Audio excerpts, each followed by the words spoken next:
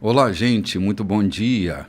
Esse domingo, dia 28 de maio, e nós estamos correndo com muita velocidade para o meio do ano. Falta aí pouco tempinho para a gente chegar ao mês de julho. E eu queria saudá-los nesse último domingo do mês com paz. Um domingo abençoado, um domingo feliz. Hoje nós vamos entrar num texto bem legal de Marcos capítulo 11, versículo 12, a partir do versículo 12, e eu quero chamar você para vir conosco. Estou aqui com meus queridos irmãos, meus amigos queridos, João Silveira, meu pastor amado, aqui à minha esquerda. Bom dia, meu querido bispo, bom dia, companheiros de programa, e bom dia a você que participa conosco desse trabalho, desta escola bíblica, que nós não somos o mestre é o Espírito Santo.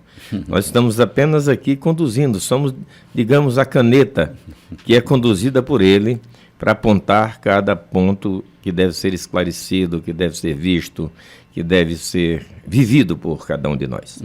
É isso aí. E à minha direita, minha querida amiga Lloyd Nogueira. Como vai Eunice, Timóteo, vão bem? Família? Estão todos bem, graças a Deus, né? Olá, bom, gente. Olá, meu bispo, pastor João, todos vocês que estão aí, dia. já estávamos com saudade. Olha, meu bispo, domingo passado, o programa de domingo passado, muitas pessoas depois comentaram aquela parte do divórcio, aquele estudo, aquela maneira como você explicou, né? Muita gente depois quis saber mais, tá? Ah, legal. É muito legal, né? É só abrir o canal para a gente conversar particularmente sobre o assunto, né? Muito bom. Então, foi assim um resultado que nós tivemos, o feedback que nós chamamos, foi bem positivo. Que legal, Lloyd. Maravilha, isso aí. E estamos aqui, foi um momento que nós passamos aqui explicando, né? Sim. E o Espírito Santo nos levando, nos conduzindo, Sim. né? E como nós falamos, né? Nós acreditamos também na restauração do casamento, Claro. nós acreditamos na restauração, no renovo do amor, da família, na restauração. Claro, se você puder, lute pela sua casa, lute pela sua família, peça a Deus em oração e vá seguir em frente.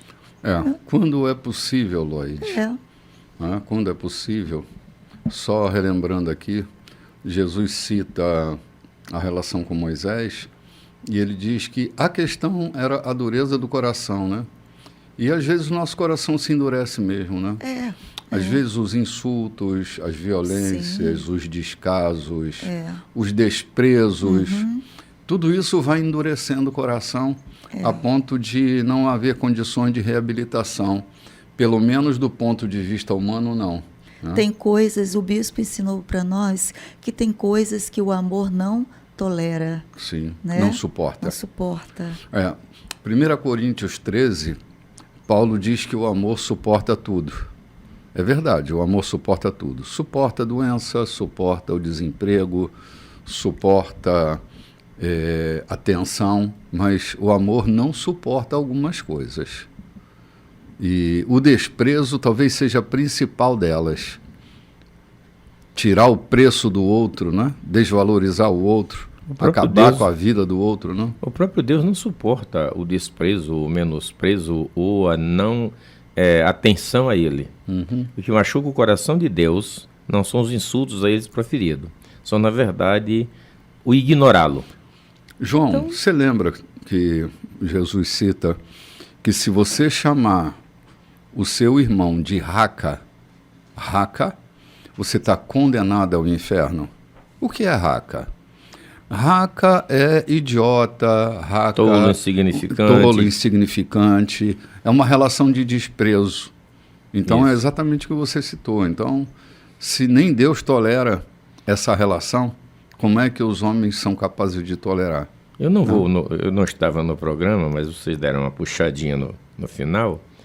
Eu fico lembrando que, muitas vezes, não é o coração que endurece, ele já vem endurecido para uma relação. Ele não se torna duro porque a relação azedou. A relação, na verdade, ela nunca teve doçura, mas por uma conveniência, por uma visão, por uma ganância, ou por uma disputa. Quantos casamentos aconteceram por disputa? Competição mesmo. Competição entre um par do cônjuge de um lado ou de outro. Quantas foram por pretensão dos pais, influência de alguém, e alguém, às vezes, tão ingênuo, termina se deixando entrar por aquilo, mas aquela relação já não existia. E quando Jesus diz, salvo engano é Jesus quem disse que aquilo que Deus juntou, não separe o homem, ele não está falando de qualquer casamento, ele está falando daquilo que Deus juntou, não é daquilo que eu juntei, que o Santo Antônio juntou, que o Cupido juntou, não, que a disputa juntou, que a ganância juntou. Ele não está falando disso, ele está falando que é aquilo que Deus juntou. E quando Deus junta homem e mulher, sabe-se ou percebe-se em toda a história bíblica que os percalços que Adão e Eva enfrentaram foram tremendos. A expulsão do paraíso, a morte de um filho, a perda de um filho, a revolta pelo assassinato, pelo assassino que assim cometeu, mas ali não se percebe nenhuma separação entre os dois. Porque aquilo foi Deus quem juntou. Sim. Estavam juntos ali para passar pelos percalços. Sim, sim.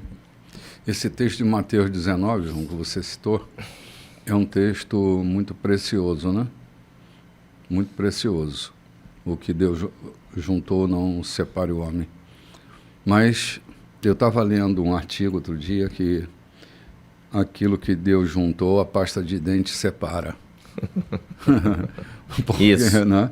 A pasta de dente, o papel higiênico separa, né? A toalha de banho, Em cima da cama separa, enfim, há tantas coisas. E a grande questão dos rompimentos das relações estão em como eu me relaciono comigo. Em como eu me relaciono comigo. A base de todo relacionamento que eu tenho sou eu. Não é o outro. As loucuras do outro não me pertencem, mas quando elas passam a me pertencer, eu também enlouqueço.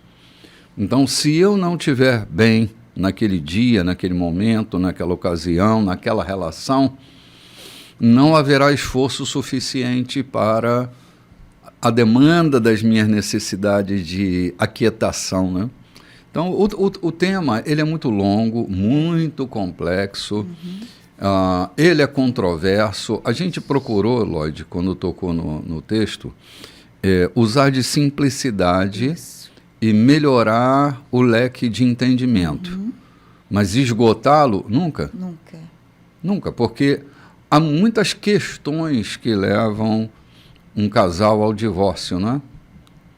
Há muitas questões, não é uma, outra, muitas questões. Mas o centro de todas essas questões, João, sou eu.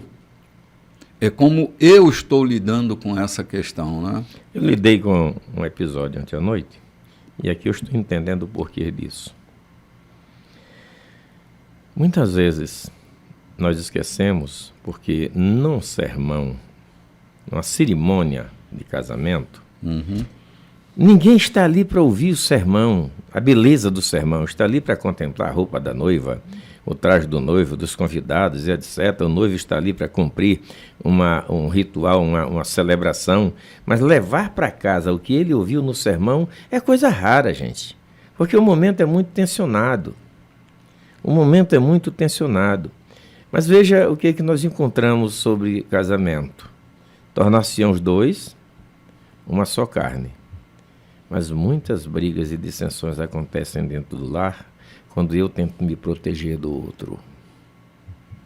A pasta de dente, a toalha molhada ou qualquer coisa que gera uma briga é a minha proteção para ficar dentro dos limites daquilo que eu quero que aconteça. Então a briga acontece por conta de eu tentar me proteger do outro.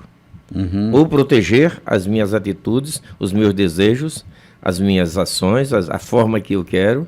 Então estou tentando proteger. E nessa proteção eu gero um conflito com o outro, esquecendo que eu devo tornar-me uma só carne com ele.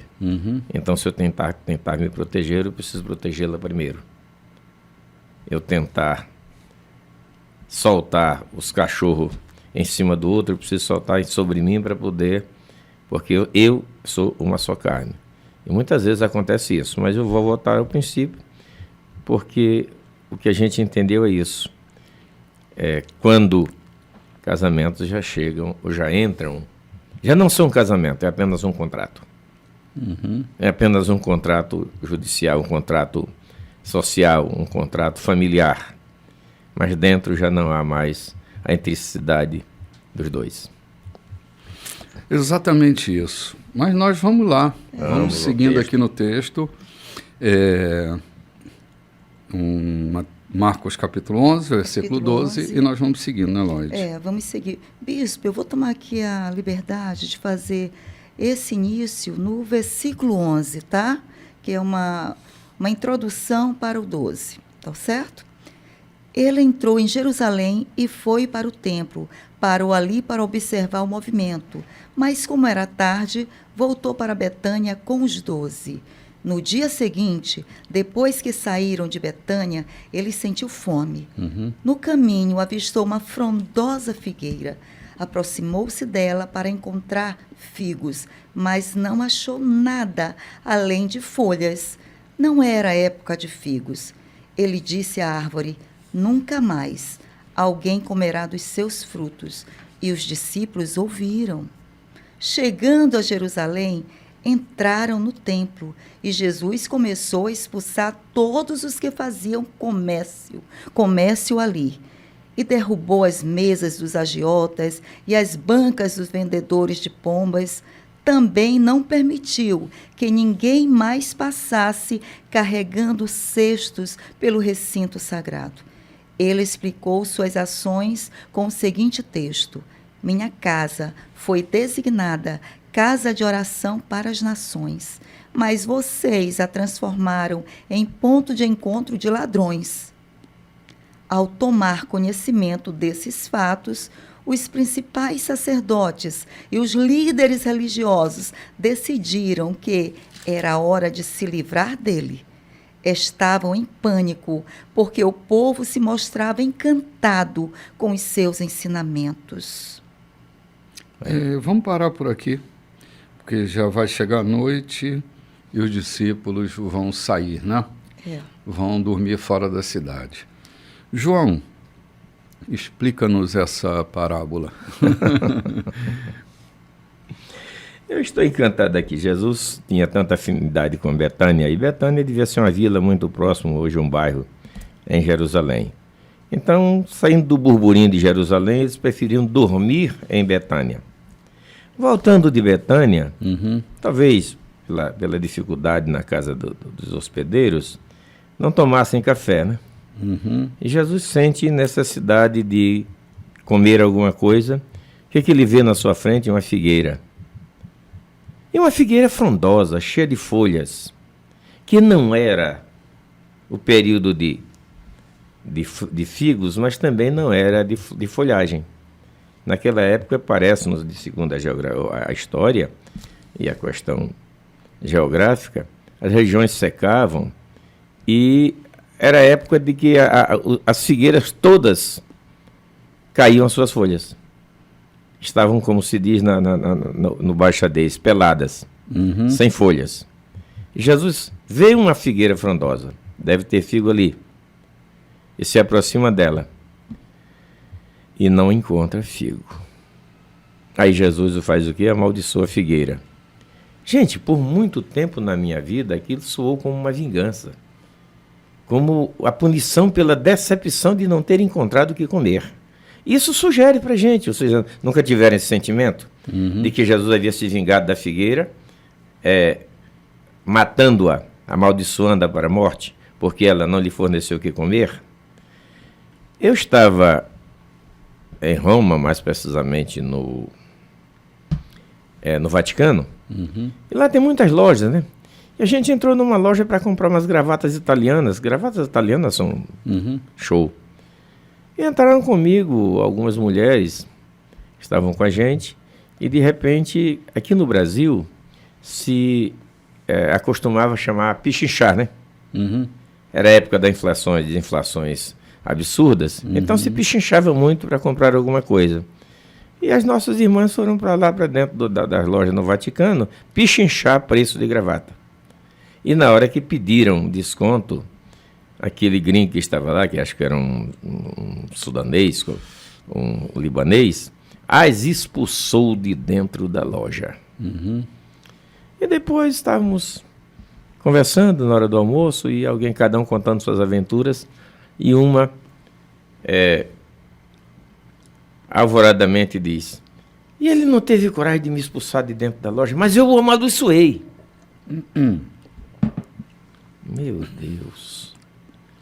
Eu ouvi aquilo, já fazem tantos anos, ainda me recordo o som daquelas palavras, aquele avoro, para dizer, eu o amaldiçoei. Ou seja, uma vingança por ter tido o seu orgulho ferido, ter sido expulsado dentro de uma loja. Não foi o que aconteceu com Jesus. Jesus amaldiçoou aquela figueira para mostrar aos discípulos que a hipocrisia é punida, que as atitudes hipócritas têm suas punições, elas têm seus reveses. Jesus amaldiçoou aquela figueira não porque não encontrou fruto nela, mas porque ela estava sendo hipócrita ao demonstrar uma folhagem própria de quem tem fruto.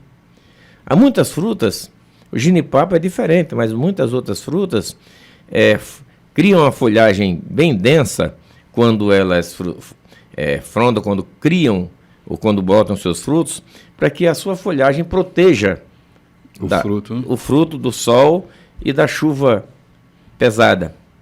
Então era assim com a figueira. E aquela figueira estava bem frondosa, cheia de folhas. Jesus chega e não tem nenhum fruto. Uhum. Não era época. Quantas vezes nós já mostramos na nossa religião uma fronda tão imensa que parece que tudo aquilo é verdade. No fundo, somos hipócritas, nos ficamos fazendo. Uhum. No fundo, não passa de uma hipocrisia. Aquela farofa, aquele avô que estamos mostrando, na verdade não é. Então, Jesus amaldiçoou a figueira, quero repetir. Não por vingança e por não ter achado fruto, mas para demonstrar aos discípulos, para dar uma lição aos discípulos, que toda a hipocrisia é suscetível de punição. E ela acontece, ela murcha. E depois que ela murcha, não só suas folhas caem, como também o tronco é removido, porque já não brota novamente. Uhum. E Jesus quis fazer aqui, desta lição, foi realmente mostrar, dar-nos uma lição do que não devemos ser hipócritas, porque tem punição severa advindo disso. Uhum. Ok. Que tensão foi essa ver a figueira amaldiçoada, né? A falta de legitimidade, né? Uhum. Jesus mostra isso. É uma aparência daquilo que não é, né? Na verdade, é uma grande metáfora, né? É uma grande metáfora. Uma metáfora viva. Sim, mas sem ser por parábola, né? Uma metáfora. Eu atravessar processos, né? Eu não fazer, vamos dizer, raiz, caule, folhas, flores e frutos. Esse é o processo natural, né? Raiz, caule, folha, flores e frutos. Aí Jesus vai atrás, eu imagino Jesus nessa metáfora, Jesus colocando as mãos lá por detrás das folhas e não encontrando aquilo que a árvore estava se propondo, né? Estava tão bonita nas folhagens, mas o que interessa mesmo aqui é o quê? É o fruto. É o processo de todo o crescimento, o processo de uma vida de uma pessoa, um processo de uma empresa. O que importa não é a vitrine, é o fruto de tudo isso. E quando não há a legitimidade, que é a base, né, a semente que foi plantada, quando não há essa legitimidade, como o pastor falou, é uma hipocrisia, não vem os frutos. Pode durar 5 anos, 6, 7, 10, mas vai ter um momento que vai secar. Né? Jesus mostrou, vai secar, ninguém vai comer desses resultados, né? Não vai produzir mais, porque a partir da raiz, vai perder a base a partir da raiz, né? Jesus estava falando ali também, e nós já vemos ao longo do tempo que a gente vem fazendo o estudo do Novo Testamento, a gente vem vendo os descritos de que o farisaísmo não passava de uma hipocrisia. O farisaísmo era demonstração de atitudes religiosas, sem todavia terem nenhuma essência nisso. Jesus queria mostrar também aos fariseus que o seguiam, porque havia uma gama de fariseus. Dentre os seguidores de Jesus havia os necessitados, haviam os apoiadores, haviam os admiradores, mas haviam também os perseguidores, para encontrá-lo em uma falha, o tempo todo. E então ele quis mostrar para aqueles fariseus, especialmente líderes que estavam ali por perto dele, que a sua religião não passava de uma folhagem que, há algum tempo, ela seria seca e não serviria para nada. Uhum. Ok. O segundo episódio que acontece acontece lá em Jerusalém, quando Jesus se depara com aqueles cambistas, né? Uhum. Gente, só lembrando, o templo era um lugar de extrema convergência de pessoas. Era uma aglomeração grande, havia gente de toda parte do mundo. E o que os cambistas faziam era negociar as moedas, né? Eram as casas de câmbio que estavam ali presentes para facilitar, porque eles precisavam da moeda local para fazer suas compras, né? Por exemplo, antigamente se levava o carneiro criado em casa para ser sacrificado. Agora já não há mais como fazer isso. Então, os carneiros estavam lá para serem comprados e eles precisavam trocar as suas moedas para a compra dos carneiros. Por exemplo, né? Por exemplo. Há uma restrição até hoje. Se você chega no templo em Jerusalém e quer fazer uma oferta em dinheiro, o templo não recebe moeda estrangeira de natureza nenhuma. Você tem que procurar uma casa de câmbio, transformar a sua moeda em shekel, que é a moeda israelita, e depositar no gasofilácio da igreja shekel. Não entra ali moeda estrangeira nenhuma. Uhum. Talvez essa fosse a maior razão dos cambistas estarem ali. E havia uma necessidade. Uhum. O tempo em que você vai fazer um turismo em Jerusalém, e você tem tempo cronometrado. A Loide sabe muito bem disso. Cada tempo ali. Então você não encontra onde trocar o dinheiro, não trocou previamente, não foi avisado. Quer fazer uma oferta, você precisa de ter uma casa de câmbio por perto. Uhum. Então aquilo era legal. Não era legal que nós já vamos chegar lá, né? Uhum. Sim, sim. Bem na entrada de Jerusalém, na primeira porta, você já encontra a primeira casa de câmbio. Uhum. Vai entrando, ela já está bem ali. Uhum. Sim, a razão dos cambistas de estarem ali são todas essas que vocês explicaram. Então, era inevitável, tinha que estar lá. Só que aquilo acabou virando um comércio intenso, que ali não era só mais troca de moedas, né? Havia toda uma negociação sobre 1000 coisas que estavam ali, né? A ganância do lucro já estavam ali. Sim, ali devia ter um McDonald's, devia ter churrasquinho, devia ter um monte de coisa ali, onde criava aquela movimentação toda, e a intenção não era adorar. Eles saem de casa para adorar e se distraem fazendo negócio na porta do templo. Na verdade, né? Na área do templo, não há nenhum negócio que não seja atinente à religião. Uhum. Não há realmente um McDonald's, não há qualquer food por lá por perto. É que o comércio religioso era muito forte. Né? Há um comércio religioso, que é a troca de moedas, que é a venda de carneiro e de touro, de farofa, de pomba. Então, o negócio é todo religioso. Todavia, lá em Malaquias, Jesus diz assim, Deus diz assim por Malaquias, vocês estão trazendo carneiro roubado para vender aqui, para oferecer como sacrifício. Vocês estão trazendo carneiro manco, desfigurado, como se eu aceitasse isso como oferta. Olha o tamanho da hipocrisia que vocês estão cometendo comigo. Entendendo, achando que eu posso aceitar uma oferta de um carneiro que foi roubado do outro.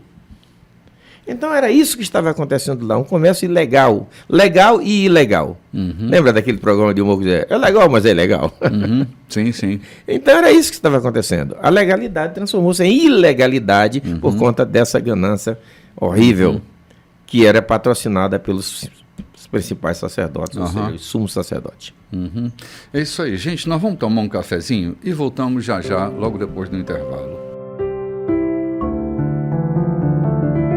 Olá, gente. Estamos de volta e a gente estava falando sobre a ação dos cambistas e tal, e como isso estava atrapalhando os negócios. E os sacerdotes e os religiosos estão ali doidos para se verem livres de Jesus, não é? E logo, depois daquela pressão, o povo se encantava com tudo que ele dizia, mas atrapalhava os negócios, né? E quando se mexe no bolso, se mexe em muitas coisas na vida de uma pessoa que tem o seu interesse focado obstinadamente na questão dos negócios. O negócio não é um problema, mas quando uma pessoa se torna obstinada, nada de bom que acontece ao redor, que parece ameaçar os interesses econômicos, será suficiente para se manter. Então vamos acabar com ele, vamos dar um jeito de nos livrar desse cara que está mexendo no nosso bolso aqui, né? Mas antes da armadilha para matá-lo, eu queria fazer uma pergunta. É possível nos tornarmos infiéis quanto à nossa fidelidade de dízimos e ofertas? Sermos fiéis à nossa exigência, ao conceito religioso, nos dízimos e nas ofertas, e nisso sermos infiéis, sem todavia roubar dali alguma coisa? João, é complexa a tua pergunta, mas a falta de generosidade, falando de dízimo e oferta, a gente precisa estar atento que dízimo e oferta não é coisa da lei. Não é coisa da lei. Abel e Caim, que são os primeiros modelos de entrega de primícias e tal, eles não tinham uma lei. Nem estatuto, nem regimento. Não tinha nada. Era a voluntariedade e a generosidade que movia o coração deles. Quando você vê Abraão entregando os dízimos a Melquisedeque, também não tem uma lei. Também é uma atitude de reconhecimento, de devolução, de honra àquele homem que era um, entre aspas, representante de Deus, e eles reconhecem ser ele um sacerdote do Deus Altíssimo, mas não tinha uma lei. A lei era a generosidade, a voluntariedade, a lei era essa abundância interior que dirigia os atos da entrega. Quando vem Moisés, ele estabelece isso num estatuto e acaba que o estatuto está ali para ser obedecido como estatuto, mas a gente não pode arrancar de onde vem isso, não é? Antes do estatuto de Moisés, Jacó faz um trato com Deus sobre os seus teres, né? Sim. Se tu me abençoares, e eu sei que tu vais me abençoar, eu vou trazer para ti parte daquilo que eu ganhar. Sim. Não era uma barganha. Não. Era um reconhecimento, porque tu estavas comigo. Mas o que eu quero falar, eu provoquei a pergunta porque eu acho que é pertinente. Quantas vezes usamos como lei e trazemos os dízimos e as ofertas para que Deus me abençoe? Não é porque Ele tem me abençoado. Então fazer isso para que eu seja abençoado é uma ilegalidade, ou seja, termina-se, entende-se que ali já não está mais uma entrega voluntária, está a busca de uma recompensa. Então, quando trazemos ao altar os nossos dízimos e as nossas ofertas, por medo de sermos punidos por Deus, ou na esperança de que Ele nos dê de novo, nos retribua, também não é legal. Entendo que não é legal. Legal é você chegar a trazer com liberdade. Então, o que estava acontecendo em Jerusalém não era nada diferente disso. Muita gente que vinha a Jerusalém, ele foi adorar. Não, ele foi cumprir a obrigação religiosa. Muitos não foram adorar, foram cumprir a obrigação religiosa. Ana foi adorar. Mas Elcana só ia cumprir a obrigação religiosa. Trazia o cordeiro, trazia os filhos e tal, para cumprir a obrigação religiosa e não ser punido por Deus. Lembra? Sim, sim, sim. Então são essas coisas, João, que eu acho que a gente precisa entender. Eu posso estar entregando meus dízimos, minhas ofertas, mas negligenciando tantas outras coisas, que não está errado a entrega do meu dízimo, mas estará errado as outras coisas que eu faço. Lembra que Jesus flagra os caras lá que dão o dízimo do endro, do cominho, não é? Nos mínimos detalhes, mas negligencia a sua relação com seus pais? Uhum. Entende? Então, assim, a gente precisa pensar amplamente nessa questão, porque a vida da gente, ela é ampla. A gente existe numa amplitude muito grande. Nós somos muitos ao mesmo tempo. Há uma concomitância em nós que é muito ampla. A gente não é só uma coisa na vida, a gente é um monte de coisa ao mesmo tempo. Acho que é Nietzsche, se não me engano, que diz que ao sentar numa mesa se sentam muitos com ele nele mesmo, né? Então, eu me sento na mesa, mas eu sou muitos. Eu sou o pai, eu sou um pastor, eu sou um profissional liberal, eu sou um amigo, eu sou um cidadão, eu sou um monte de coisa. Ou eu sou, né? Um comilão, eu sou um desastrado. Eu sou muitas coisas em mim mesmo, né? Muitos comigos estão comigo, né? Por isso que as pessoas dizem, fulano é tão espaçoso, né? Porque ele tem esses muitos dentro dele. Todo mundo tem seus muitos, né, Lloyd? Às vezes há muitos comportados em mim, às vezes há alguns comportados e uns descomportados. Então depende muito desse aspecto de mim, né? Nem sei porque que nós entramos nesses Eu também não sei, aqui, mas a gente tem falado muito isso, eu e os meus filhos na nossa casa. Eu recentemente peguei exemplo de um sargento de polícia no Rio de Janeiro, que ganhou o prêmio como o militar mais ético em abordagens. As abordagens mais simpáticas feitas no estado de São Paulo, no estado de São Paulo, ou talvez no Brasil inteiro, foram atribuídas àquele sargento. Era tão gentil. Ele tinha uma escolinha, ou ele ensinava patinação numa escola ali na comunidade.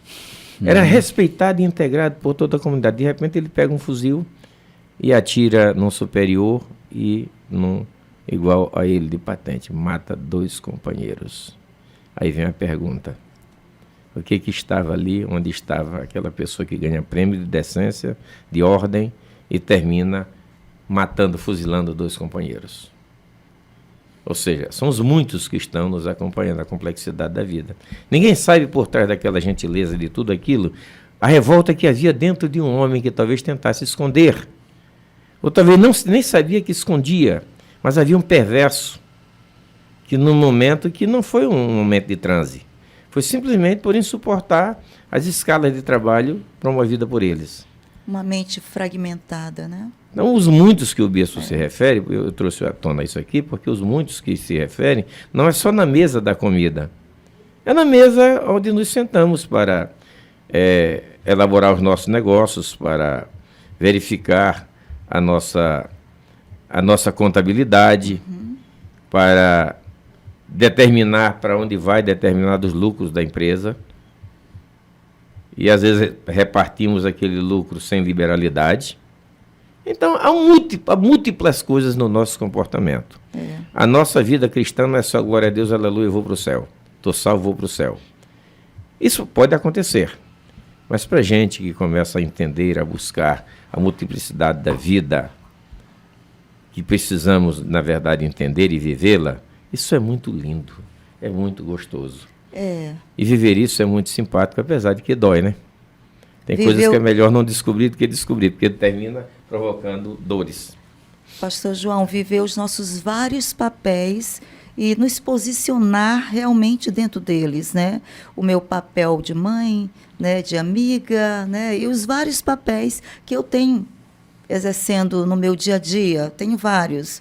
Eu sou cristã, eu sou professora, eu sou isso, sou aquilo, e muitas vezes eu exerço mais ou menos, outro ali. Então, quando eu me posiciono dentro de cada um deles, para viver cada um deles, eu me posiciono, eu vou viver esse papel, Exato. eu vou exercer esse papel, essa maternidade, essa namorada, Com essa presença esposa. real, né? Presença real. Então, isso é lindo. Não somente saber que eu tenho essa identidade, né, essas pessoas, esses papéis dentro de mim, mas não deixar eles vazios, exercê-los. Né? Isso é que é bacana.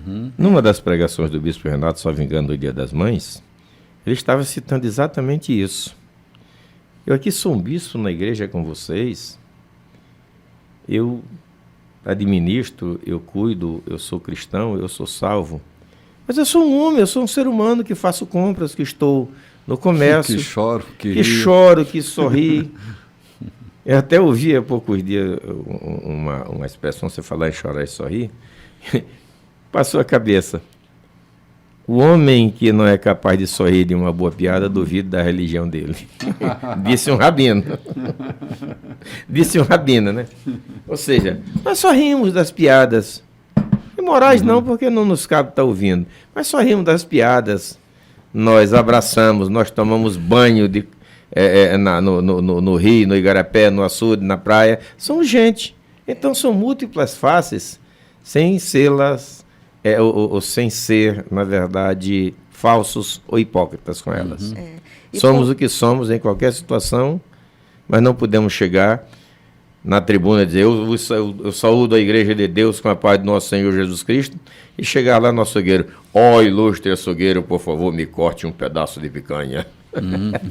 E interessante que por trás de cada um desses papéis que nós exercemos, tem o valor. Né? Cada um desse papel traz o seu valor. Eu acredito em alguma coisa, por isso eu exerço, né, esse papel na minha vida. Né? Esse valor me encaminha, me direciona, por isso eu exerço esse papel. Né? Sim. Isso é tremendo demais. Assim, a nossa missão, ela vai estar presente em todo o papel que a gente desempenha. Não como um artista, né, falando de papel, não é como um artista, como um ator, né?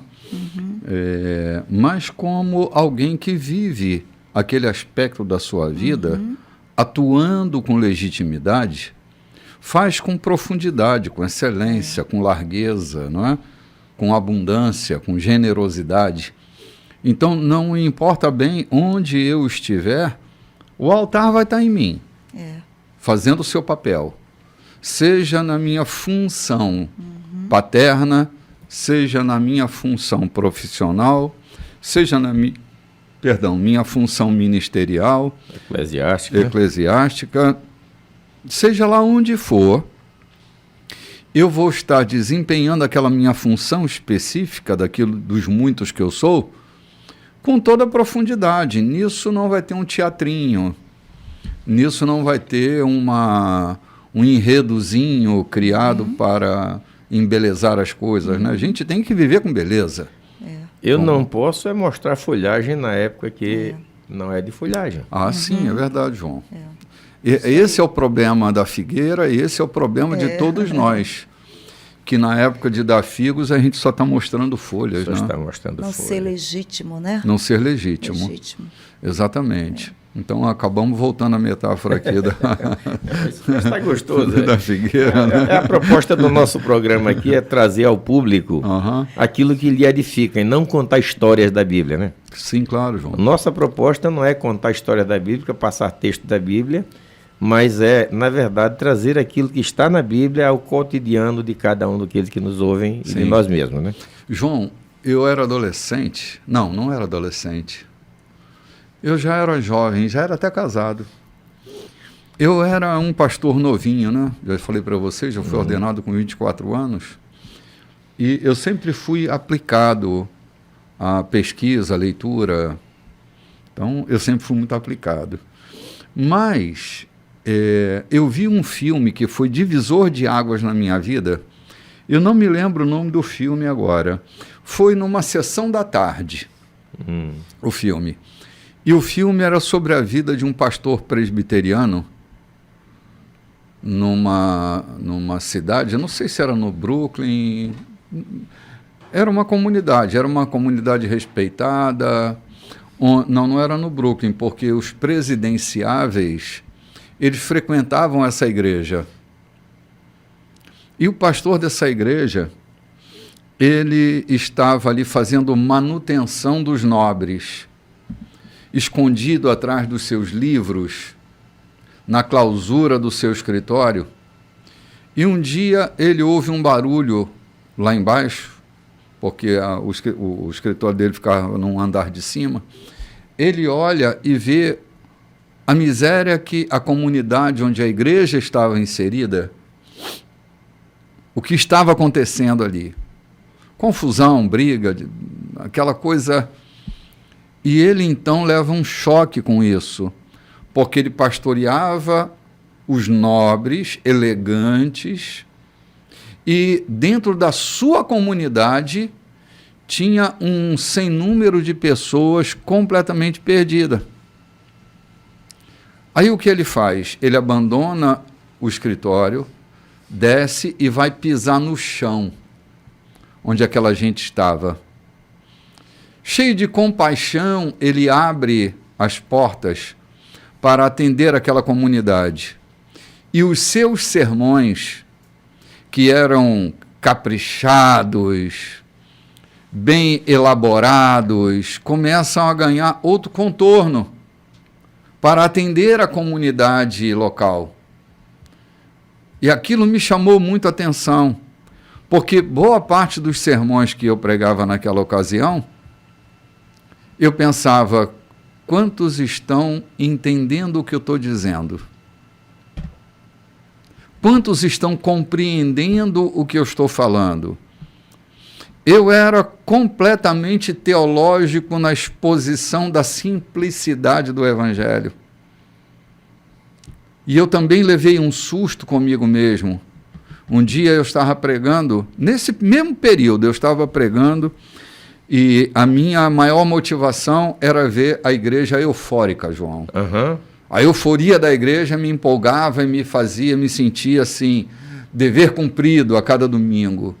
Um dia eu preguei uma mensagem dessas empolgadas e tal, e eu vi um casal dentro da igreja vibrando com aquela mensagem. Ficavam de pé, aplaudiam, a igreja estava empavorosa. E eu achei assim, dever cumprido. Quando terminou tudo e todo mundo foi embora e tal, a igreja ficava, o prédio da igreja ficava num plano mais alto do que a rua, que eu fui descendo pela rampa para fechar o portão, eu vi aquele casal. Eles não me viram, mas eu os via. E eles estavam discutindo, brigando. E eu me senti fracassado.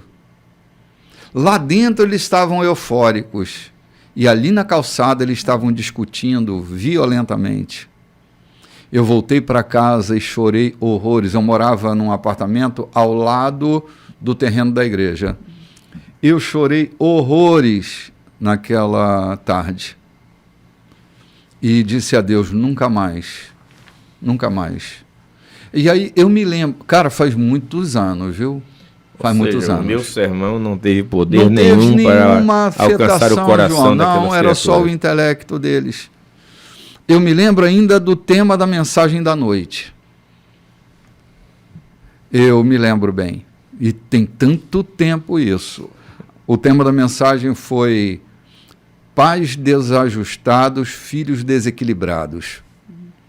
Ali eu comecei a mudar o contorno da minha influência ao ensinar sobre Jesus e pregar o reino.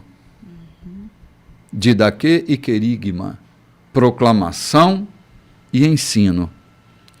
Naquela noite eu não vi nenhuma igreja eufórica, mas eu olhava e via muita gente chorando. Eu disse, meu Deus, esse é o caminho. Eu tenho que ganhar é o coração.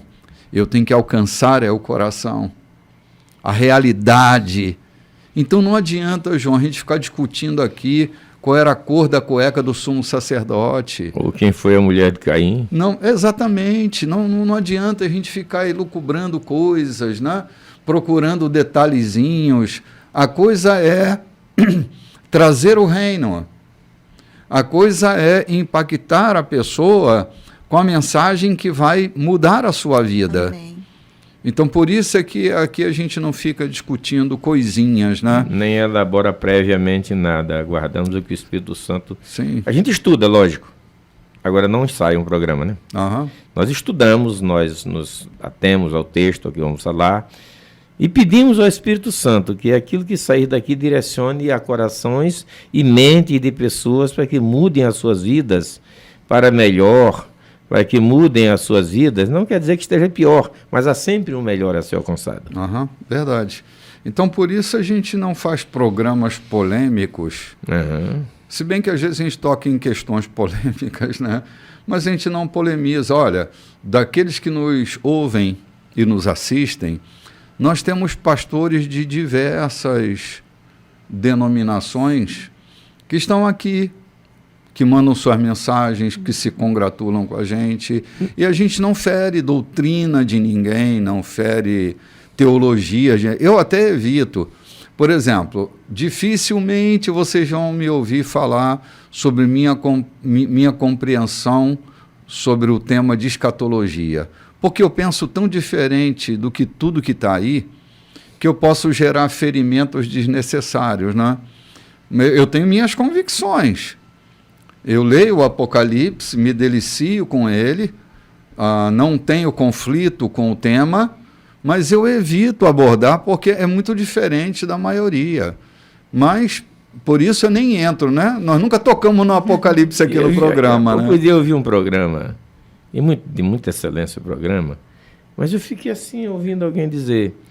Eu, por exemplo, sou pré-tribulacionista e você é pós-tribulacionista, ou seja, são duas pessoas que estão discutindo um problema e cada qual tem uma visão diferente quanto à escatologia. Lembra? Então, é exatamente por isso que a gente não toca aqui. A gente não está aqui para isso.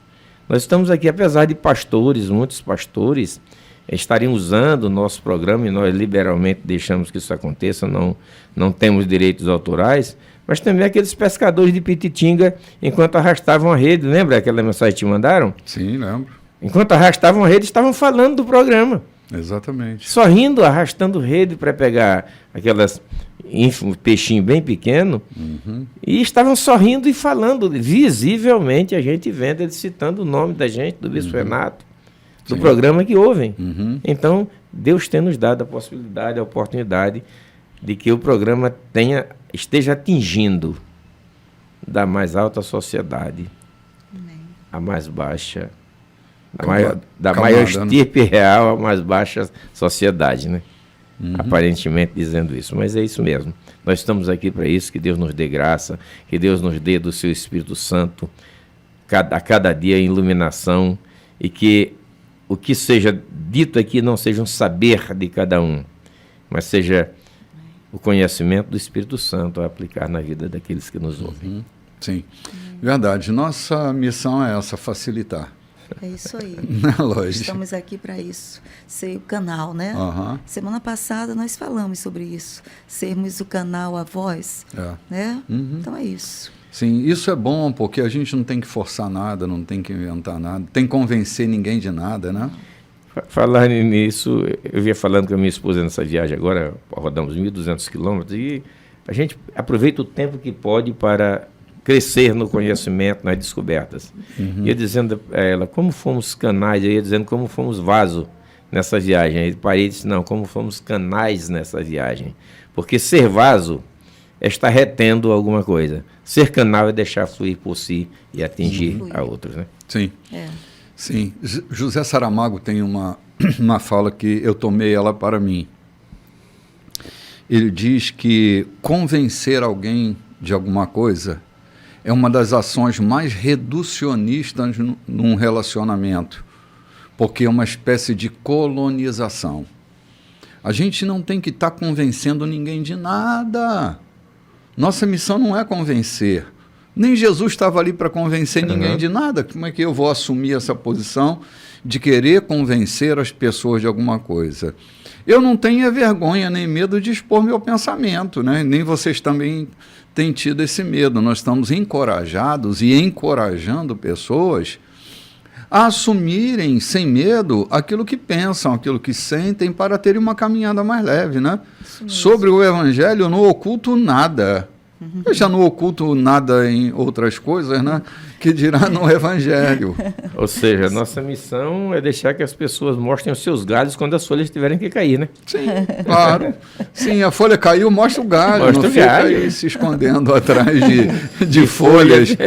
Porque o galho é torto. a gente pode ser amaldiçoado a qualquer momento.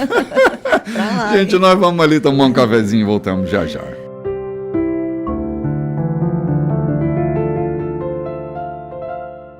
Olá, gente. Estamos de volta. Esse é o terceiro bloco da nossa programação. Hoje, dia 28 de maio, estamos caminhando velozmente para o meio do ano. Apenas mais um mesinho aí e alguns dias para a gente entrar no mês de julho. E que a gente esteja firme, que a gente esteja bem.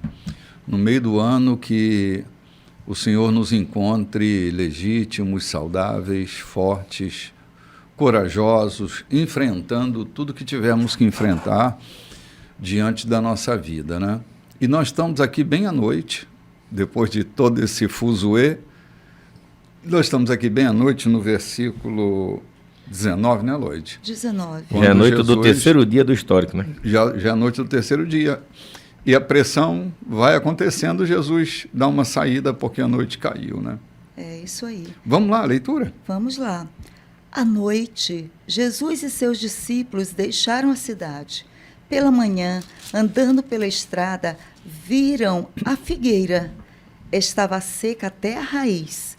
Lembrando-se do que acontecera no dia anterior, Pedro disse: Mestre, olha! A figueira que amaldiçoaste ficou seca. Jesus foi direto. Assumam de fato seu compromisso com Deus e nada será difícil para vocês. Aquela montanha, por exemplo, basta ordenar, sem dúvida ou hesitação, pule no mar e ela obedecerá. Absolutamente tudo, do pedido menor ao maior, que vocês incluírem na oração, será atendido se vocês de fato confiarem em Deus. E quando orarem, lembrem-se de que não se trata apenas de pedir. Se vocês têm algo contra alguém, perdoem. Só então o Pai Celestial de vocês perdoará os seus pecados. Muito bem. Eles estão ali impressionados com a figueira seca e Jesus já está tratando de ensiná-los a ressignificarem a vida, a caminhar diante dos enfrentamentos. E essa lição da montanha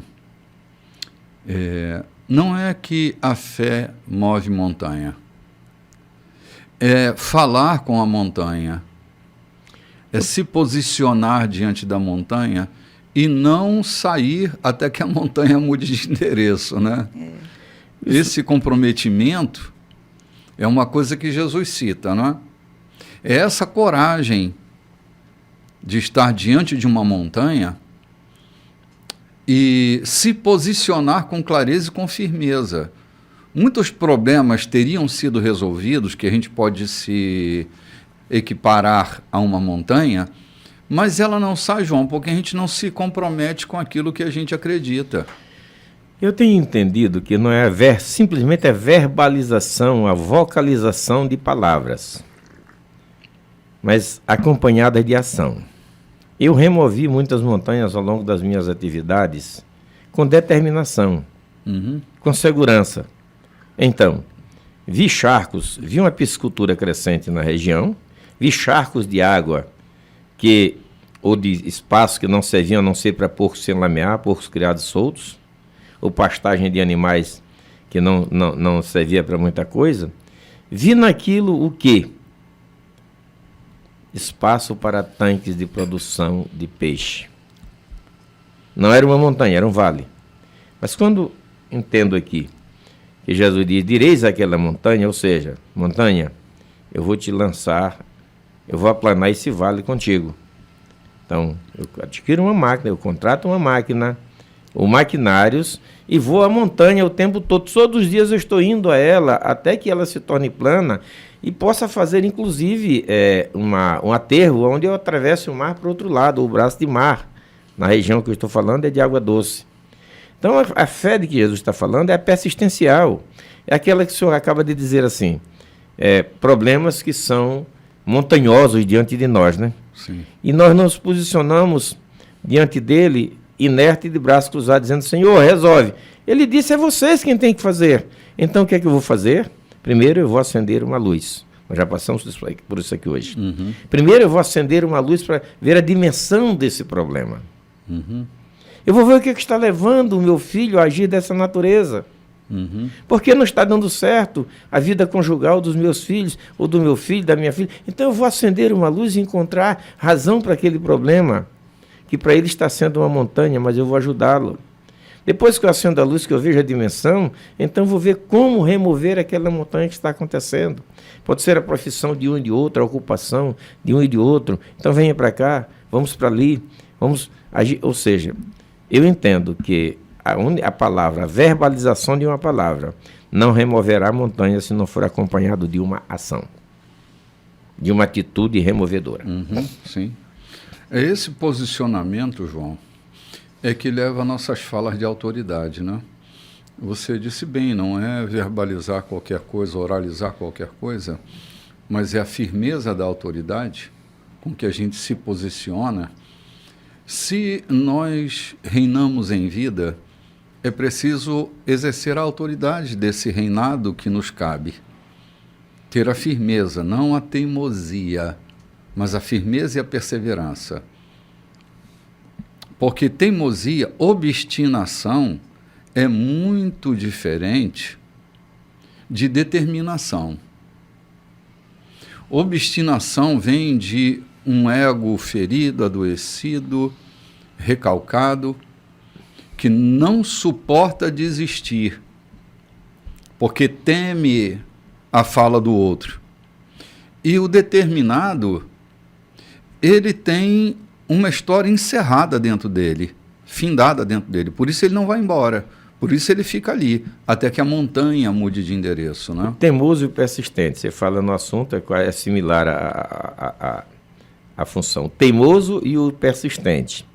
O teimoso é aquilo que mesmo sabendo que não vai dar certo, mas porque ele precisa se ocupar ali para dar satisfação a alguém, que o que ele está fazendo está dando certo, ou vai dar certo, ele teima mesmo sabendo, ele sabe que não vai ter proveito nenhum, sucesso nenhum. O persistente é aquele que, mesmo vendo dificuldades, ele persiste naquilo porque ele já viu resultados.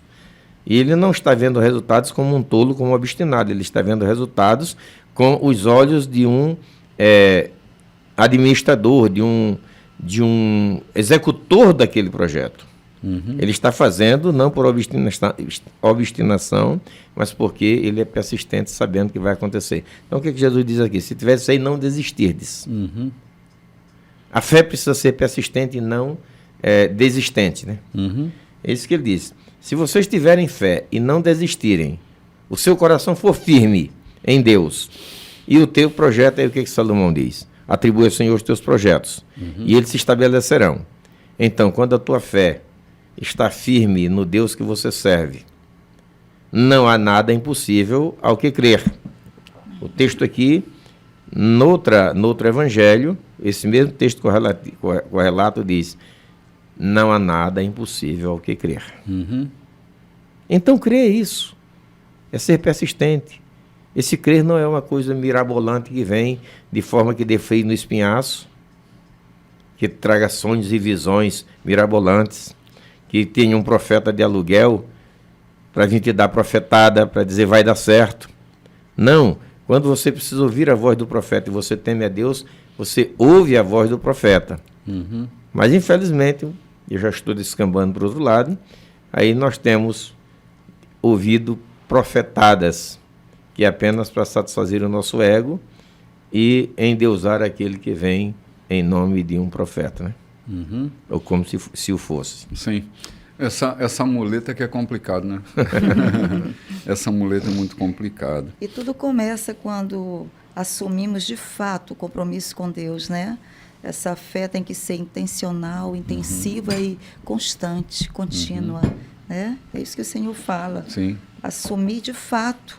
Ele diz, assumam de fato seu compromisso com Deus e nada será difícil para vocês. Pronto. É. A coragem é filho da fé, né?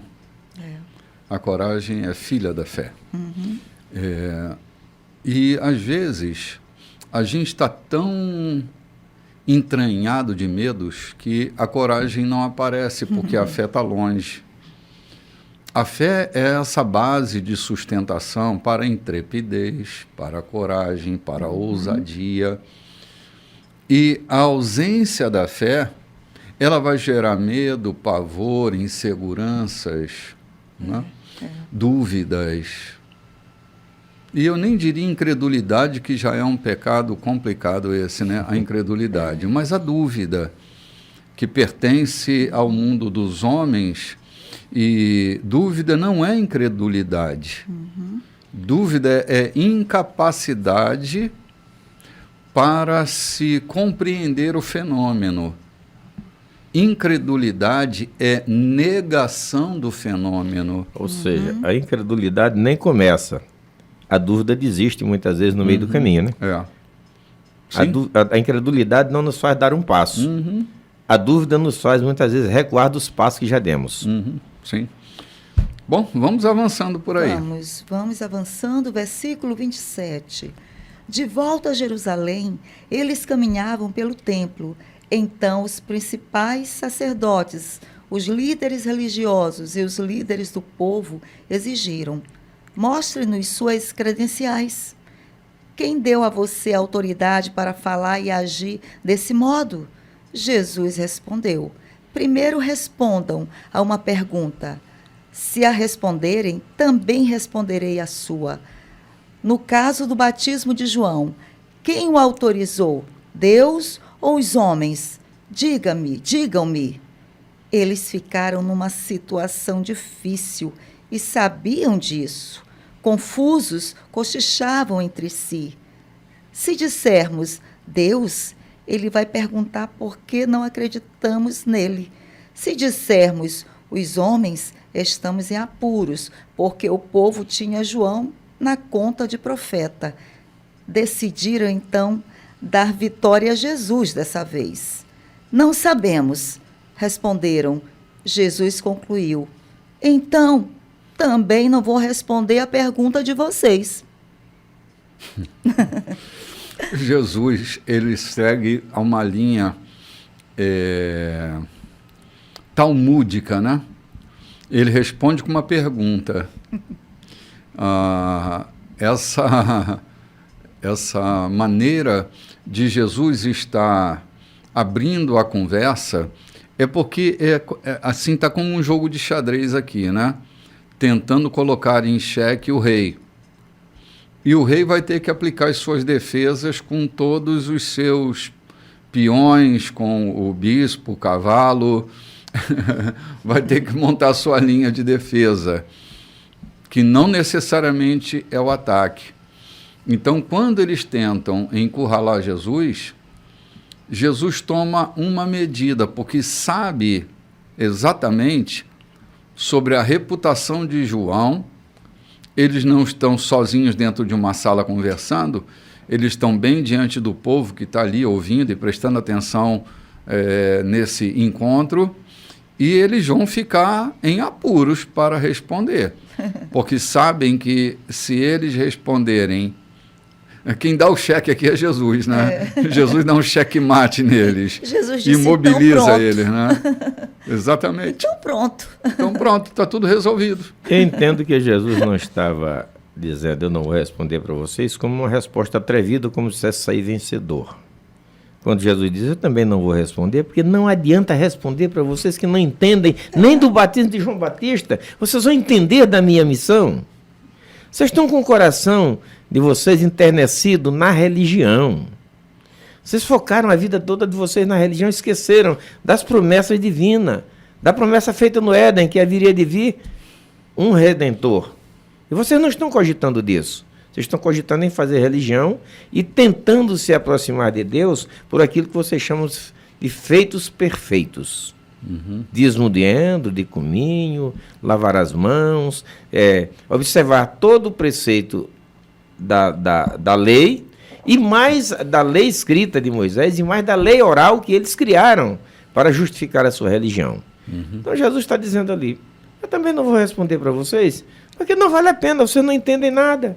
Vocês estão cegos pela religião. Gente, essa semana, ontem à noite, eu conversava com alguém, falando sobre o nosso programa, que é a nossa escola dominical, né? E alguém tentando passar, ou tentando me convencer de que eu posso pegar uma escola dominical tradicional, com revistas e etc., e revertê-la e se tornar melhor do que o programa. Depois de tanta insistência, eu fui obrigado a contar a história da caverna de Platão, da tartaruga e da cangapara. Você só conhece isso aqui que você está me dizendo? Então venha comigo que você vai conhecer um oceano muito maior. Não desmerecendo aquilo que você vive, o mundo que você conhece. Mas eu tenho coisas mais importantes para dizer para você. Ele disse que é um exemplo? Ela está falando com uma professora, uma pedagoga de alto nível. Você quer um exemplo? Eu cozinho ovos com água quente. Primeiro coloco a água para ferver, depois coloco os ovos. O quê? É mais eficiente, larga a casca com mais facilidade. Eu não sabia. Pois é, há coisas simples que podem mudar aquilo que você já vem fazendo há tanto tempo. Numa simplicidade. Cozinho os ovos em água. Primeiro ferva a água, depois coloca os ovos e depois dê um choque de água fria. E você terá uma casca solta sem agredir o ovo. É mesmo? Eu digo, pois é. Coisas pequenas que você pode mudar. Então, os fariseus estavam ali enternecidos numa religião. Queriam que Jesus concordasse com a religião deles e não com o reino. E ele disse, eu não vou responder para vocês. Não adianta. Eu estou chovendo no oceano. Eu não vou fazer isso. Me deixem de mão. João, cada um admite a verdade que é capaz de suportar. Há coisas que não vale a pena discutir com ninguém, porque as pessoas não estão dispostas, ou nós nem sempre estamos dispostos a acolher aquela verdade que a gente não suporta. Já temos a nossa, então é bastante. Com relação a isso, nossa atividade da escola bíblica no ar aqui, ela não tem a finalidade de competir com qualquer método que quem quer que seja use. Essa é a nossa maneira de compreender as coisas. E para nós está tudo certo. Se há uma outra metodologia eficiente para quem está ali desfrutando daquela metodologia, tudo certo, não tem problema nenhum. A questão não é aquilo que é mais eficiente ou não, mas aquilo que eu sou capaz ou não sou capaz de suportar. Lembra no programa antepassado, quando quando João disse, eles não quiseram vir conosco. Eu quis amaldiçoá-los, repreendê-los. Eu não sei. Para. Aos que estão conosco anunciando o reino, e aos que não estão no nosso grupo também estão anunciando o reino. Então, a coisa caminha dessa natureza. Exatamente.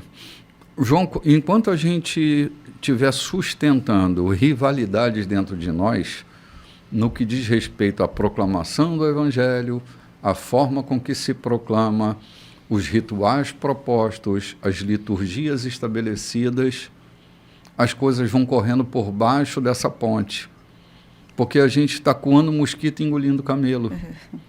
Cada um de per si precisa encontrar o seu lugar de produtividade, o seu lugar de leveza, o seu lugar de funcionar melhor. E aqui não está o que é melhor e o que é pior. É como o ovo, que você citou. Cara, se eu aprendo um novo método que vai me facilitar, eu também cozinho ovo assim.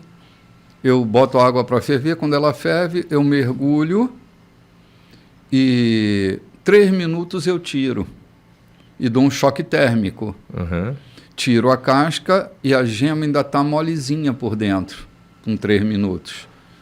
Mas a clara já está cozida, mas a gema está molinha lá dentro. Essa é a maneira que eu gosto de comer o ovo cozido, né? Mas pode passar para os 6 minutos que cozinha a gema. Uns gostam com a gema mole, outros gostam com a gema. Exatamente. E isso tem o mesmo nutriente, faz o mesmo efeito no corpo. Sim, é no sabor, é na textura, né? Então, cada um, assim, está errado, está certo. Há coisas que nem estão erradas, nem estão certas. Elas são. Elas são. Entende? Entre o céu e a terra, há tantas verdades, há tantas razões, não é? Há tantas questões que nem passam pelo certo, nem passam pelo errado, elas simplesmente são o que são. Não é o verdadeiro e falso.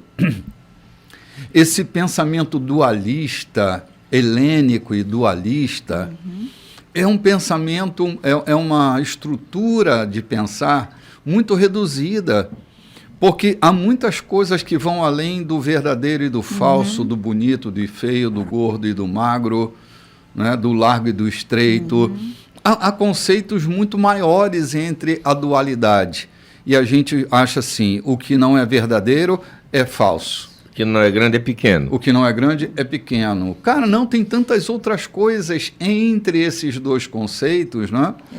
A gente precisava se atrever quanticamente a examinar as coisas com mais ternura e mais respeito. Além, eu estou lembrando de uma coisa aqui. O que nós entendemos na Bíblia? E o vosso Pai que te vê em secreto te recompensará. Então nós temos todo o entendimento que as nossas orações daqui partem e chegam lá no trono da graça.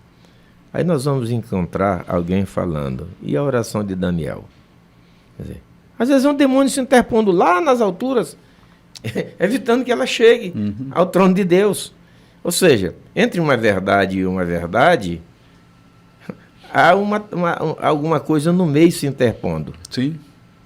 Então, em vez de brigar, não chegou porque Daniel estava em pecado, ou porque Deus não quis ouvir, vamos ver se não tem um demônio no meio perturbando a situação. Esse João sai com cada uma. Mas é verdade, é sobre isso que a gente está falando, né? É sobre isso que a gente está falando. Então, assim, não fique irritado à toa. Se a pessoa não está acreditando no que você está falando, não é problema seu, é problema dela, é a limitação dela, é a condição Mude a conversa dela, para não irritá-lo. Como? Mude a conversa para não irritá-lo. Sim, claro. É o que Jesus está fazendo aqui. Isso que eu ia dizer, o que Jesus faz aqui no capítulo 12, né? Ah, Ele começa a contar a história. Tempo com você. Vamos mudar de assunto, não vai agregar, não vai crescer, não vai acrescentar. Então vamos mudar de assunto, na boa, tá tudo bem. Vamos contar mais histórias você boas. fica aí com sua arapuca, eu fico aqui com minha verdade, e nós vamos caminhando numa boa, sem nenhum problema. A gente não precisa gerar aqui uma confusão, né? Porque quantas confusões elas são produzidas por causa dessa tentativa de colonização, né? De querer convencer o outro a qualquer preço das minhas verdades. Né? Que a minha verdade é a única. É a única. Muitas vezes nos perdemos por isso. E quanto eu já fui prepotente nisso? De vez em quando a minha esposa me diz, reveja a tua forma de falar, porque a tua verdade não é a única verdade para as pessoas. Sim. Ela tem sido para mim uma boa lixa. Quando estamos conversando, ela diz, reveja como você se comporta, ou como você encara a verdade de uma pessoa, porque a verdade dele pode ser uma e a tua outra, e a coisa seja a mesma. Sim. João, eu conheço um homem, desses que a gente admira e respeita, né? Chama-se Jorge Hermitian. Jorge é um argentino de uma capacidade de juntar polos diferentes que é impressionante. E uma vez... Conector, né? É um conector, um facilitador. Uma vez conversando com o Jorge, ele disse, Renato, há coisas que na igreja a gente tem que escrever a lápis, porque é mais fácil de apagar depois. Verdades que têm que ser escritas a lápis, porque são verdades circunstanciais. Circunstanciais. Não são verdades eternas, são verdades circunstanciais. Naquele momento da história, aquilo é verdade, mas no momento seguinte, aquela verdade não cabe mais. Mudou tudo ao redor, as circunstâncias mudaram. Então, a gente precisa ter esse cuidado. O problema é que a gente quer escrever a sangue, que depois não se apaga mais. A nossa salvação. Essa não se apaga. João, mas tem Ainda tem gente escrevendo ela lá. Mas tem gente Até indo Jesus ao escreveu sangue. na areia. Né? Exatamente. Então há coisas que as pessoas estão escrevendo a tinta de sangue que são verdadeiras temporalidades, né? Verdades temporais. Que daqui a pouco eu cresço, eu amadureço e digo, meu Deus, eu defendi aquilo ali com unhas, dentes e sangue. Na saída de Betânia tinha uma figueira por tantos anos ali fazendo fronda, colocando figos para alguém comer, e hoje essa figueira não existe mais. Sim. Não está mais ali. Não está mais ali. Não é mais uma verdade que ela está ali. Ela esteve, mas já não está mais.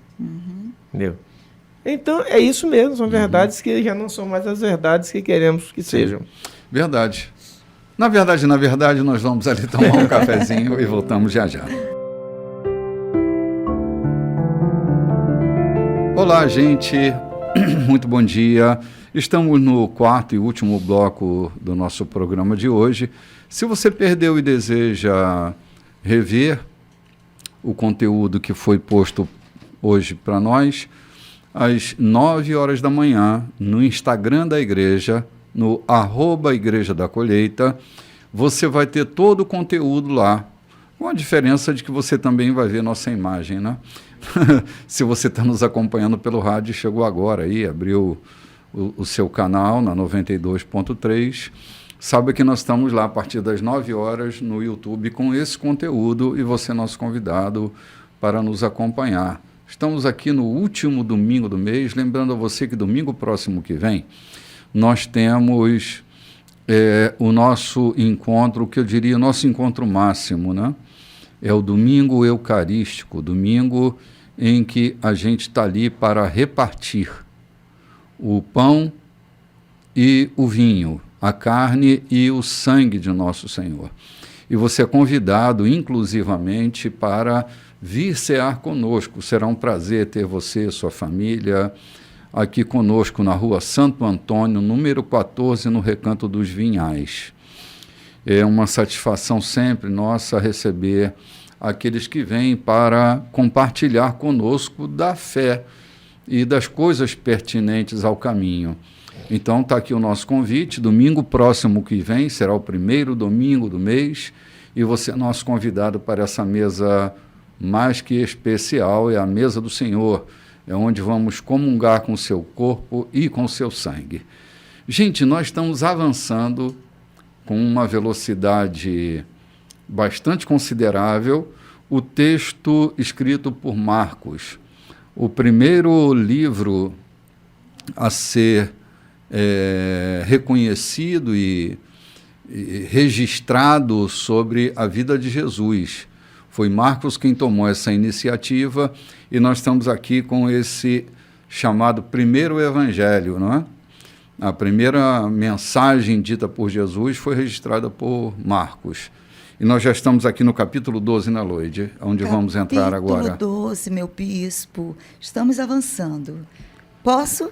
Pode, claro. Então vamos lá. Em seguida, Jesus começou a lhes contar algumas histórias.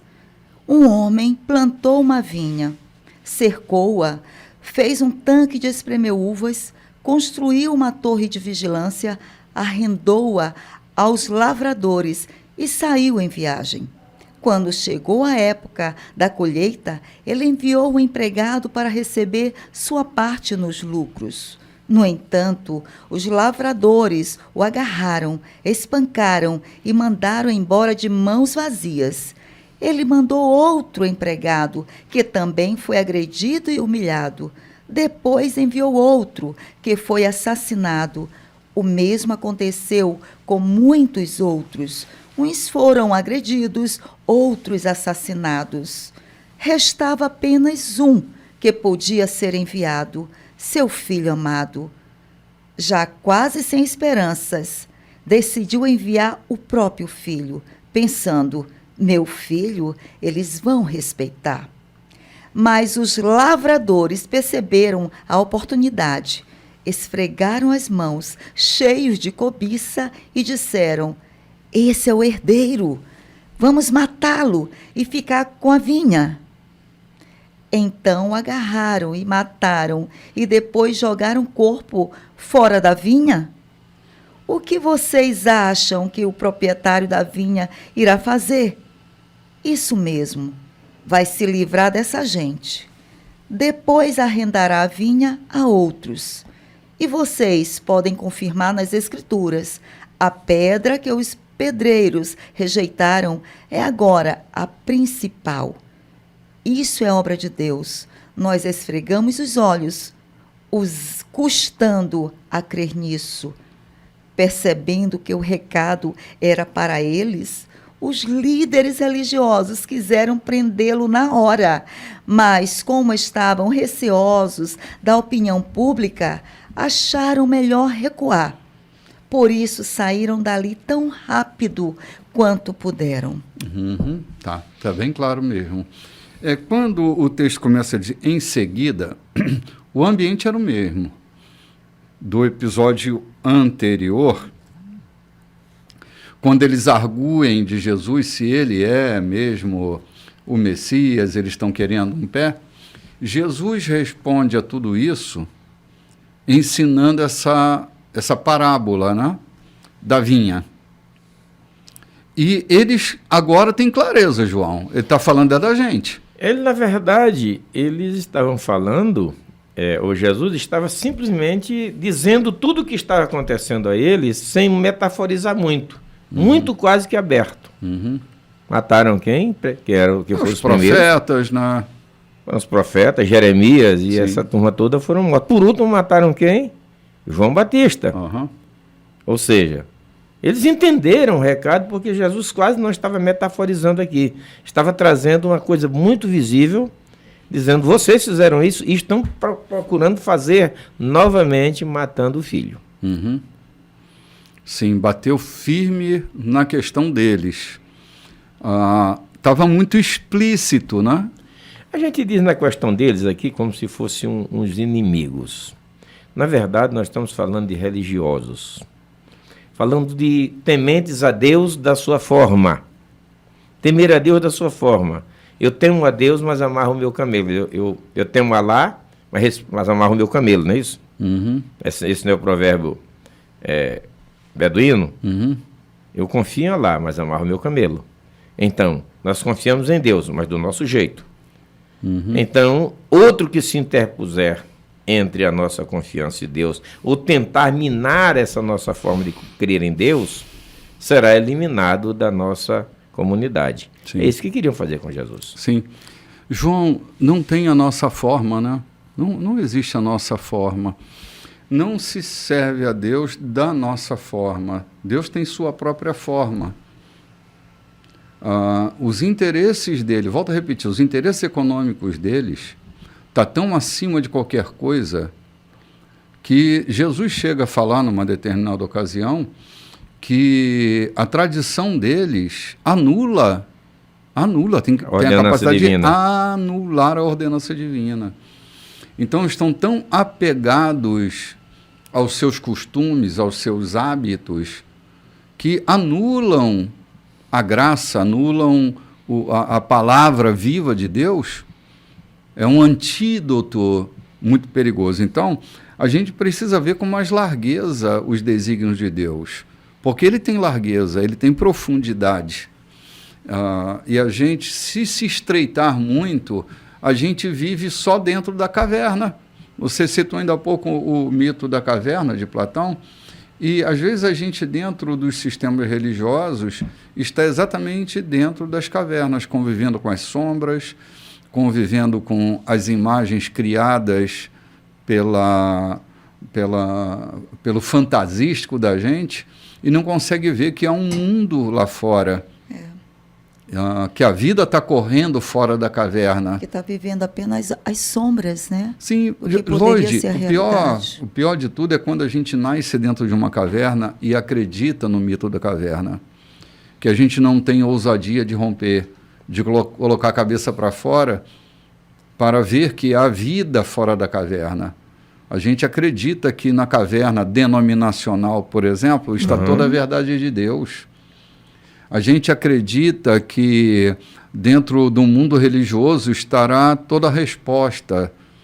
E não é bem assim. Deus cria um universo desse tamanho, a gente se mete dentro de uma caverna e acha que ali é o fim de tudo. Era assim que criam os religiosos, de que nós estamos estudando desde o princípio do livro de Marcos. Quando Jesus começa o seu ministério, logo no pé dele, já tinha aqueles que viviam dentro de uma caverna religiosa. Então, se não for assim, eles criaram leis orais, mais do que as leis escritas, para reger o seu mundo, discipliná-los no tocante a cumprimento de regras e etc. Só que aquilo não estava no coração, era apenas no intelecto e no procedimento do dia a dia. Não havia nada no coração. E Jesus está tentando atingir o coração do homem. Está trazendo mensagem para atingir o coração. Para desse coração brotar coisas boas, para deixar de brotar o furto, o adultério, o assassinato, etc. Jesus está querendo com a sua palavra, ou está fazendo com a sua palavra, arrancando isso. Porque era cultura judaica. Lembra o que Pedro fez com o menino lá, o ajudante do sacerdote? Lembra o que João queria fazer com aqueles que não participavam do ministério diretamente? Do grupo. Era cultura judaica. O judeu realmente ele é um tanto quanto perverso nisso. Ele é duro. É do jeito ou não é. Então os fariseus eram dos judeus. Não eram inimigos de Jesus, pessoal. Eram inimigos sem saber que estavam sendo inimigos do plano da graça. Sim. E eu ouvi ontem de Rodrigo Silva que o nosso papel na salvação, na verdade, é não atrapalhar aqueles que devem ser salvos. Esse é o nosso maior papel. É não gerar obstáculos. É não pôr, como Jesus Cristo disse, vocês atravessam o oceano em busca de um prosélito e depois os tornam mais indignos do céu e mais dignos do inferno do que antes, né? Sim. Sim, essa é a grande questão quando a gente lida com as pessoas, né? E tentando convencê-las de que eles chegaram ao paraíso. Até Deus, quando falou para Elias, sai da caverna, demorou um bom tempo para que ele decidisse realmente sair dali. E o Senhor disse, teve que convencer dizendo, existe pessoas para você ungir, existe reis para você consagrar, sai daí, ainda tem uma estrada pela frente. Sim. Lodi, é que a gaiola é o lugar da segurança. E pessoas que querem certezas, elas habitam as gaiolas. Porque o voo só pode acontecer no vazio, fora das gaiolas. Mas o vazio é um lugar de muita insatisfação para alguns. Mas o voo só pode acontecer no vazio. É fora da gaiola. A gaiola é o lugar das certezas. É o lugar e as pessoas estão atrás de certezas, atrás de segurança. Elas não querem correr o risco de voar. Então ficam engaioladas. E às vezes encontram uma gaiola muito confortável, mas será uma gaiola. Mas será gaiola, sempre. Pode ser confortável. E alguns se acomodam ali e acham que o mundo é aquilo. Eu estava vendo uma reportagem essa semana de um cidadão de 70 anos de idade que ele nunca saiu da pequena ilha, aqui mesmo, pertinho de nós, bem pertinho. Ele nunca saiu da ilha. 70 anos dentro daquela ilha. Não é um problema se não é um problema para ele, mas você imagina quanta riqueza ele está perdendo fora da ilha.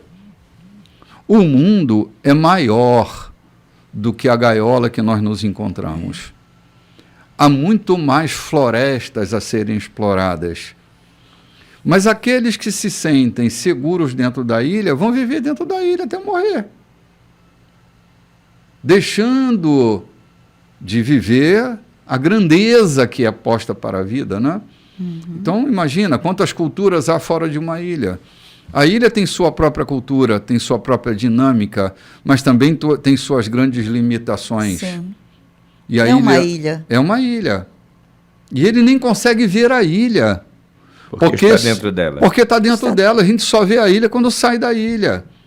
Há pessoas que estão assim ilhadas nelas mesmas porque elas não conseguem sair de si. Quando elas não conseguem sair de si, elas ficam limitadas dentro daquele espaço sem, no entanto, conhecê-lo. Porque eu só posso ver se eu sair de. E há pessoas que estão assim, dentro de uma ilha, mas nunca viram a ilha.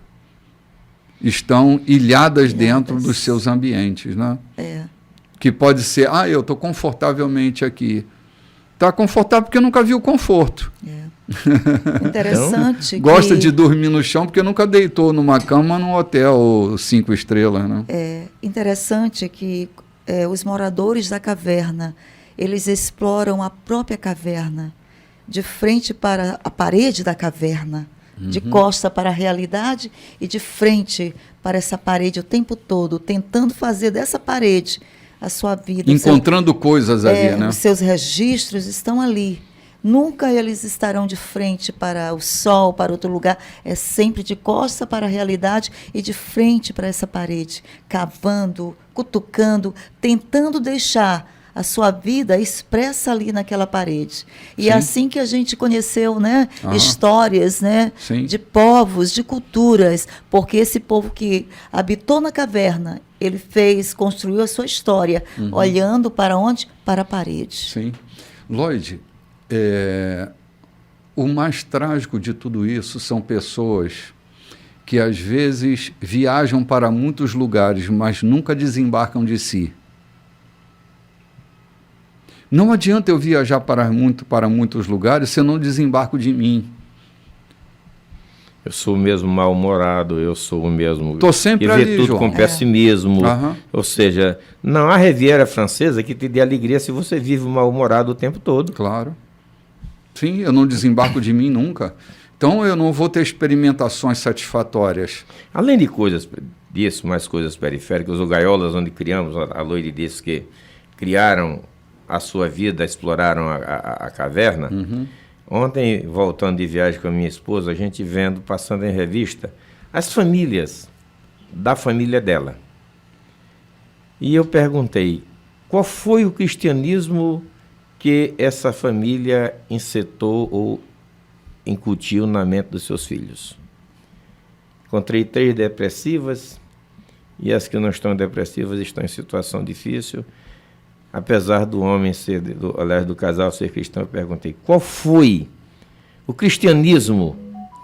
Se foi um cristianismo ou se foi uma religião gerada dentro de uma caverna chamada religião. E ela disse, eu creio nisso. Eu disse, porque o que eu soube da tua mãe, dizendo para minha esposa, a pastora Marlene, o que eu soube é que a tua mãe cobrava cada menino que chegava da escola dominical que aprendeu lá. Então havia um sentimento de colocar um cristianismo na vida deles. É por isso que você está aqui a 800 quilômetros de distância para vir atender a necessidade de cada um. Porque o cristianismo que você conheceu foi fora da caverna. Ele transcendeu a religião. Ele se tornou cristianismo vivo na vida da minha esposa e ela me constrangeu a fazer essa viagem para assistir essa família ou essas famílias dela. Mas quando nós somos criados dentro de uma religião, não, eu vou orar para Jesus resolver aquilo que é papel meu. Eu estou passando para Jesus porque eu não aprendi, eu não saí da minha caverna religiosa. Tá perfeito, tá perfeito, tá perfeito. O cristianismo, todavia, só aproveitando a deixa de João aqui para refletir, o cristianismo é um sistema humano, né? O que Cristo, na verdade, nos propôs foi uma caminhada nele. Isso faz da gente livre, que consegue embarcar e desembarcar no curso da vida. Talvez tenha sido isso, João, que tenha levado tua esposa a se despojar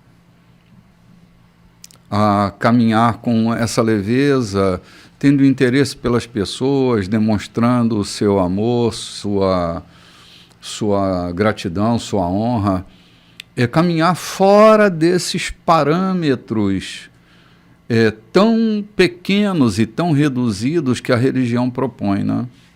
E até, de certa forma, o cristianismo. Eu não quero ofender a crença de ninguém, e não estou ofendendo, só refletindo que cristianismo, todo ismo, é uma criação de um sistema humano. Uhum. Eles transformaram o caminho no cristianismo. Jesus nunca criou o cristianismo. Não há um momento da história que Jesus diz, basta, vou fundar agora o cristianismo. Não. Jesus nunca fez uma proposta, nunca registrou, nunca lavrou num cartório o direito de ser o mentor do cristianismo. Foram criando na história aí um tal de cristianismo, que, de certa forma, né, quando ele é mal elaborado, é outra prisão. O que o Constantino fez? Criou uma prisão. Criou um sistema. Um cristianismo conforme o seu sistema. Era um cristianismo, mas era um cristianismo à lá colonizador, né? Colonizador. Pois é. Então não havia nada de liberdade nisso. Uhum. Eu já contei aqui várias vezes, e não me canso de contar, ouvindo os meus filhos em volta da mesa e vendo que eles estudaram em faculdade particular em pleno desenvolvimento da ideologia marxista dentro das escolas, das faculdades. E a caçula, que é mais intrépida, diz assim, pai, nós não nos tornamos ideologistas malucos por aí, porque com a nossa inteligência, a nossa intrepidez, a nossa capacidade, nós somos talvez os mais assediados pelos professores que tinham a função de fazer isso. E nós tínhamos tudo para fazer isso, que parecia glamuroso, parecia estar no top, no ápice da coisa. Ser a Sininho, lembra da Sininho lá no Rio de Janeiro? Então, parecia ser alguma coisa. Mas o Cristo que vocês colocaram em nossas vidas, o conhecer a Cristo é tão forte em nossas vidas que derrubou por baixo toda e qualquer ideologia que foi tentada colocar nas nossas mentes. Uhum. Amém. Esse é o Evangelho. Sim. O Cristo não é uma religião. Porque nós estamos cheios de religiosos aí fazendo besteiras porque crendo, porque ele tem uma religião a seguir, mas o restante ele faz do jeito que quer. Uhum. Como eu disse no programa passado, eu sou crente, mas o meu facão não é, né? Que loucura é essa, né? Que loucura é essa? Gente, estamos aí a 3 minutinhos de terminar o nosso programa e eu queria dar uma dica a você.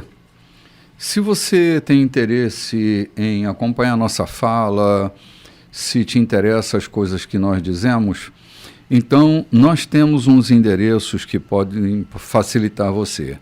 Lá no YouTube, o nosso endereço é Igreja da Colheita. Você entrou lá, Igreja da Colheita, você vai ter acesso a um conteúdo enorme de mensagens que a gente tem pregado, ensinado, tanto no Café com Bispo, quanto no Culto das Águias, que são os 2 maiores registros ali no YouTube. E você tem também acesso ao nosso Instagram, que é o @Igreja da Colheita. Nesse Instagram, você tem acesso também a conteúdos diários que a gente anda postando para cooperar com a nossa caminhada, né? E assim, todo dia tem uma postagem nova, uma reflexão curtinha de 30 segundos que pode estar contribuindo, né? São gotas que a gente anda pingando para ajudar você, para contribuir com você nessa caminhada durante a semana. E lembrando a você também que toda terça-feira, lembre-se, terça-feira, daqui a 2 dias, no @Igreja da Colheita, às 19 horas, nós temos uma live que eu produzo semanalmente, chamada No Divã da Graça. É de um conteúdo fantástico, sempre coisas boas para a gente refletir, É um encontro, para mim, imperdível. Eu tenho que estar lá, mas eu estaria lá se não tivesse que estar. E também às quintas-feiras, no nosso encontro de oração, às 19h30, também ali no @Igreja da Colheita. Na terça às 19h e na quinta às 19h30. Também de um conteúdo bom para refletir sobre o nosso movimento de oração, sobre como a gente pode estar orando com mais eficiência, ser mais objetivo, mais claro e mais produtivo no nosso caminho de oração, toda quinta-feira, às 19h30. E aos domingos pela manhã, aqui às 7 horas da manhã pela rádio, de 7 até às 9, e é isso que acontece aqui durante a nossa semana, né? E das 9 em diante, para quem não capta a rádio, o programa está à disposição, né? Sim, verdade, você pode nos encontrar lá. Igreja da Colheita, Brumba, vai abrir logo o programa. Eu desejo a você uma semana abençoadíssima, bom estar com você nesse domingo, dia 28, e espero encontrar você no próximo domingo, às 18 horas, bem aqui na Rua Santo Antônio, número 14, no Recanto dos Vinhais, bem pertinho da Curva do 90, no nosso domingo eucarístico. Queremos com vocês celebrar a morte e ressurreição do nosso Salvador, né? Isso, João, exatamente. Convidamos vocês para isso. Um forte abraço em todos vocês. Shalom. E até mais.